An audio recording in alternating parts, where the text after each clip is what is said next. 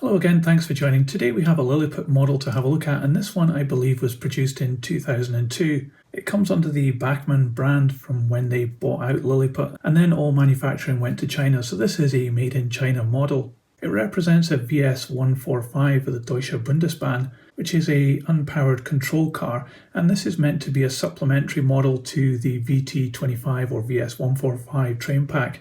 The real train used to run between major cities like Frankfurt and Cologne as an express service, and this model represents one of the carriages from that period. And this model represents Era 3 specifications, that's sometime between 1949-ish and 1970. Apparently it's got quite a good feature set, it's meant to have some interior lighting and directional lights, but it is going to be really interesting to check this out, so let's get this out of the box and let's see what we've got.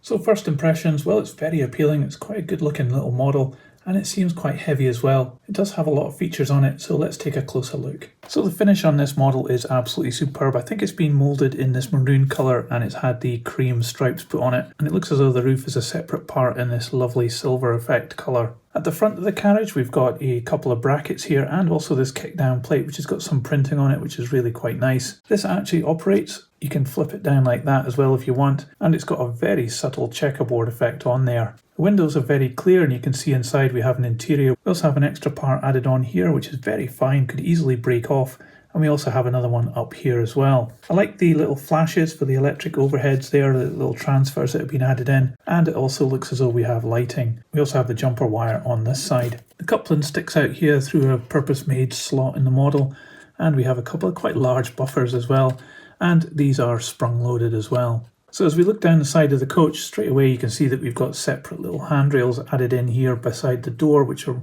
made in silver plastic. They're very delicate, could easily break, but it is good that this model seems to have them all intact. And as we move further down, you can see that we have flush fit glazing, very clear, and we can see the interior there, but it does suffer from having some cables going up inside there. You can see an electrical connector. And as we move down here to the middle door, you can see that it has another electrical connector and yet another one down here. So there's had to be some compromises in getting the power up to the roof. I guess you can just pull the roof off and then disconnect those connectors and access the inside of this model. But the doors look really good here. There's a nice bit of definition on them. Again, the handrails. We've got the first and the second, so this is a split carriage. We've got a representation of a toilet window here. Another two windows at the front. Interior isn't so good there. You can see a round area which is the cables coming up from the bogie below. And then we get to another door here, again with the handrails.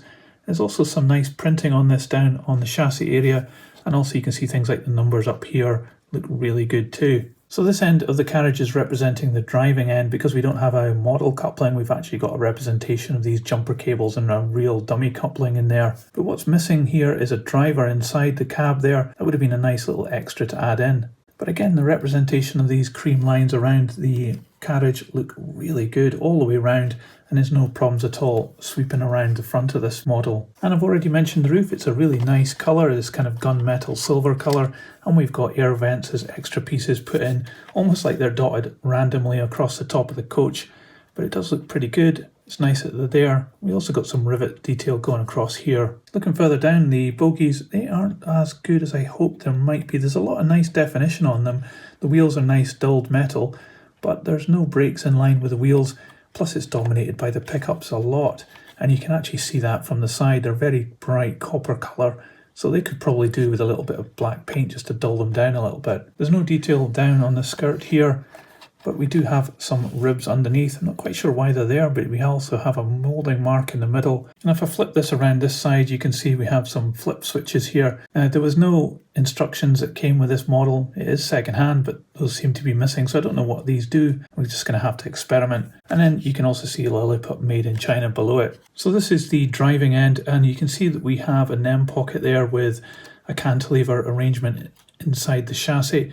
So I'm guessing this is a removable part where you could just swap it out, but I don't actually have that with this model, but I don't think I really need it. It looks quite good with those jumper cables there. The other end has the coupling fitted, and you can see how that works here. Quite a simple arrangement and nicely hidden away inside the chassis. Not too sure about the solder on these little pickups here. It does look a bit rough from the factory. It looks like something I might have done. but you can see the pickup happens on the inside of the wheels just with these little sliders. And just one other thing is that you've got a destination board here. There wasn't any notice of any transfers or anything, so I guess you're just stuck with a destination that's been put on this from the factory. At this point, I'm not actually sure whether these have fallen off in the past and the previous owner has tried to glue them back on and made a bit of a mess, but there is a slight bit of glue there. If that's from the factory, that's pretty bad, but if it's the previous owner, then I guess we can forgive them that, but it's a shame that that's happened to an otherwise perfect model. So I'm going to put this on a bit of track and give it some power and see what lighting effects we have. Okay, this is just some Hornby track and I'm using my H&M controller on 12 volts DC just to give it some power. I'll turn the lights down a bit and then we can see what happens.